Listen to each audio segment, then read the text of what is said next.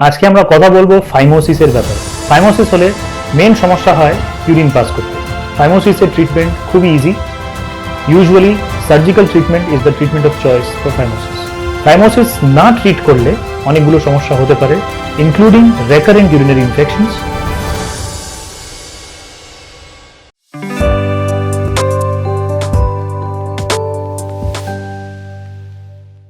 নমস্কার, আমার নাম ডক্টর শশাঙ্ক ধানুকা।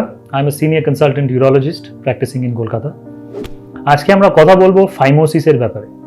ফাইমোসিস জিনিসটা কি আর কিভাবে ট্রিট করা হয়।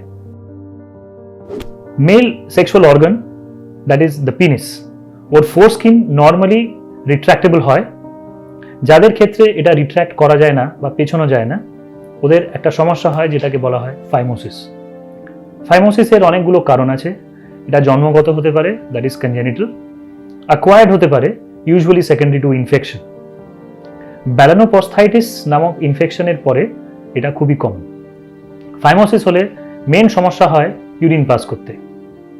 Another problem is sexual activity করার সময়ও ব্যথা, যন্ত্রণা বা অসুবিধে হতে পারে।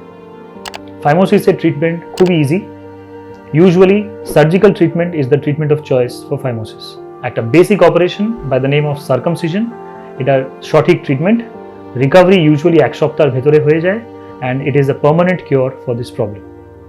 ফাইমোসিস না ট্রিট করলে অনেকগুলো সমস্যা হতে পারে, including recurrent urinary infections, poor hygiene এবং ইনএবিলিটি টু ক্লিন। লিঙ্গটাকে সফা না করার জন্য এই ইনফেকশন বারবার হতে পারে। So treating phimosis is of utmost importance. কারোর যদি ফাইমোসিস হয়, definitely consult a urologist and get it treated.